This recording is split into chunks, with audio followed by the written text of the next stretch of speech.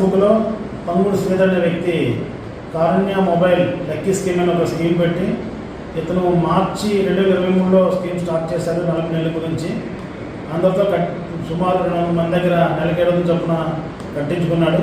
కట్టించుకున్న తర్వాత ఈ 2026 మేలో అమౌంట్ అంతా పే చేయవలసి ఉంది. అది పే చేయబడదని ఇతను సంస్థ మూసివేసి అబ్స్కాండ్ అయ్యాడు. దానిపైన బాధితులందరూ రిపోర్ట్ ఇవ్వడం జరిగింది. దానిపై ఇతని మీద కేసు కట్టడం జరిగింది. ఇతను సుమారు 80 లక్షల వరకు కస్టమర్స్కి ఇవ్వాలని వాళ్ళు రిజిస్టర్ పెడుతున్నారు. దాని మీద కేసు కట్టి దర్యాప్తు చేశాము. దర్యాప్తులో భాగంగా ఇతన్ని అరెస్ట్ చేయడం జరిగింది.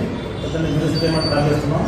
ముఖ్యంగా కాశీబుగ్గ పలాస పట్టణ ప్రజలకు ఎవరైనా చిట్టీలు కానీ లేదా ఏదైనా సంస్థలో డిపాజిట్ చేస్తే పక్కా రిజిస్టర్ దాంట్లో చేయాలి తప్ప కానీ అనాథరైజ్డ్గా చేసిన చిట్టీల్లో కానీ లేదా ఫైనాన్షియల్ లక్కీ డ్రాల్లో కానీ పెట్టి మోసపోవద్దు.